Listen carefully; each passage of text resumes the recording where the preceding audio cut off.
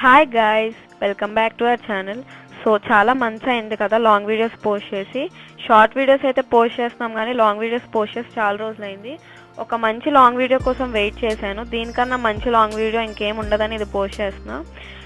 Thumbnail చూసుంటే కనుక వీరమ్మ తల్లి జాతర, ఇది ఉయ్యూరులో విజయవాడ దగ్గర ఈ ఫెస్టివల్ చేస్తారు. ఈ జాతర భీష్మ ఏకాదశి రోజు వస్తుంది. అంటే ఈ ఇయర్ ఫెబ్ 19న ఈ జాతర జరిగింది.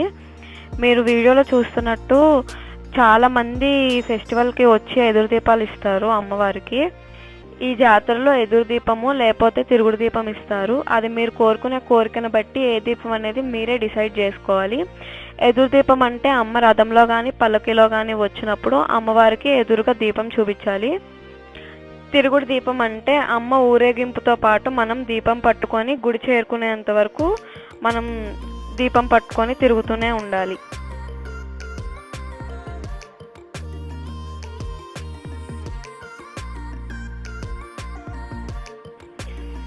మేము లాస్ట్ ఇయర్స్ నుంచి అమ్మవారికి ఎదురు దీపం ఇస్తున్నాము. మా రిలేటివ్స్ చెప్పారు ఇక్కడ ఏదన్నా కోరుకుంటే జరిగిద్దని. మేము పర్సనల్గా ఎక్స్పీరియన్స్ చేసాము. మేమైతే నమ్మి లాస్ట్ ఇయర్స్ నుంచి వెళ్తున్నాము. దగ్గరలో ఉంటే మీరు కూడా వెళ్ళి అమ్మవారిని దర్శించుకోండి. ఈ జాతరకి చాలామంది వేరే వేరే ఊర్ల నుంచి వచ్చి అమ్మవారికి ఎదురు దీపాలు తిరుగుడు దీపాలు ఇచ్చి వచ్చే వాళ్ళు కూడా చాలామంది ఉన్నారు. మేము చెప్పిన దానికంటే మీరు పర్సనల్గా వచ్చి చూసి అమ్మవారిని దర్శించుకుంటేనే అమ్మవారి శక్తి అనేది మీకు తెలుస్తుంది. ఈ ఇయర్ మా ఫ్యామిలీ మెంబర్సే చాలామంది వచ్చారు. ఒక 15 మెంబర్స్ వరకు ఎదురు దీపాలు అలాగే తిరుగుడు దీపాలు ఇచ్చాము అమ్మవారికి.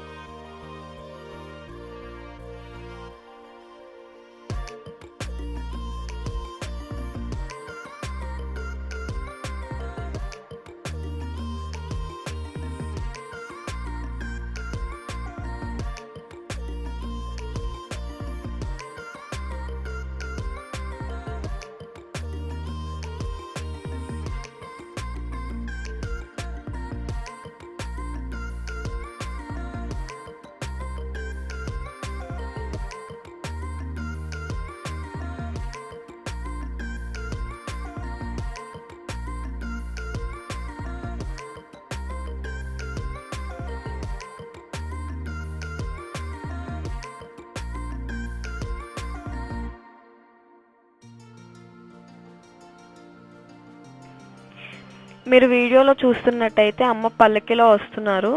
అమ్మ పల్లకి ఎటు కావాలంటే అటు తిరుగుతుంది. అది మీరే వీడియోలో చూడొచ్చు. ఎదురు దీపం కానీ తిరుగుడు దీపం కానీ ఇచ్చేటప్పుడు ఉపవాసం ఉండే దీపాలు ఇవ్వాలి.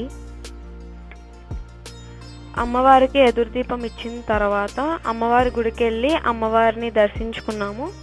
అలాగే అమ్మవారికి పసుపు కుంకుమ చీర సమర్పించాము.